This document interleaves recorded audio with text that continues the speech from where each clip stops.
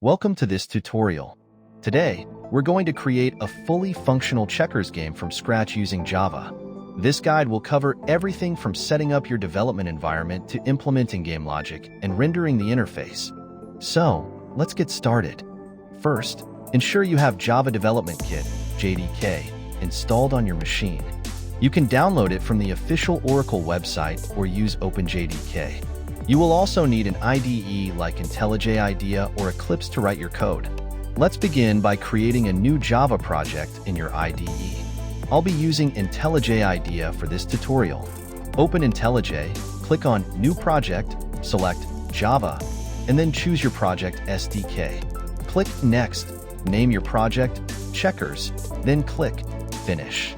Now that we have our project set up, let's create our main class. Right-click on the SRC folder, select New, and then Java class. Name it Checkers. This will be the entry point for our application. Inside our main method, we'll initialize the game board. Checkers is played on an 8x8 board. Let's create a 2D array to represent our board. We will also define a constant for the size of the board. Next, we need to initialize our board with the starting positions for both players. Player 1 will have B, 4 black pieces, and Player 2 will have R, 4 red pieces. Let's align the pieces correctly. Rows 0 through 2 will be Player 2's pieces, and rows 5 through 7 will be Player 1's pieces. We need to call this initialize board method from our main method before displaying the board. Let's add that now. Now, let's implement the display board method to show the current state of the board. We will print the board to the console. Next, we need to implement player turns. We will use a Boolean variable to keep track of which player's turn it is. Let's add that to our class design. Let's modify our display board method to show which player's turn it is. We will add a small message at the top. Now, let's allow players to input their moves. We will create a method to handle player input. We will utilize the scanner class to capture the row and column from the user. After capturing the inputs, we need to implement the logic to validate whether the move is legal. For now, we will check if the selected piece belongs to the current player. We will also ensure the target square is empty.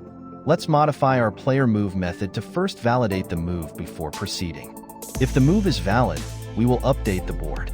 Let's integrate the player move method into our main loop. We will keep prompting players until the game is finished. For now, we won't implement end conditions, allowing players to continually make moves. Now let's discuss capturing pieces. In checkers, players can capture opponent pieces by jumping over them. We need to implement logic for this jump condition and remove captured pieces from the board. Let's update our isValidMove method to include the capture check. If a player wants to make a capturing move, we will need to update the isValidMove method to use isCaptureMove. Now we need to implement more features, such as determining if a player has won and if a piece can be promoted to a king. To promote a piece, we should check if it reaches the last row of the enemy's side. Let's modify our player move method to call promote piece after updating the board to check if a promotion is needed. We also need to check winning conditions. A player wins when the opponent has no pieces left or cannot make any moves. We can define a method to check for these conditions. Lastly, we can add a win check in the main game loop to end the game when a player wins. We're almost done. However, let's enhance our game by adding a graphical interface. We'll use JavaSwing for our GUI, starting by creating a JFrame for our game window. Now let's add a JPanel to draw our checkerboard. We'll override the paint component method to draw the board, alerting the GUI when the board changes. We need to tie our board panel to the checkers GUI JFrame, adding it as a component. Integrating user inputs with GUI will take a little bit more work. We will need to add mouse listeners to handle clicks on the cells of our checkerboard. Now let's update our mouse click logic to handle moving pieces based on player interactions. Capture the row and column and use your existing game logic to handle piece movement. Finally, make sure to repaint the board after every move to reflect the current state. You can trigger this in the mouse clicked method after processing a move. And that's it. You now have a fully functional checkers game built in Java, complete with text-based and GUI interfaces.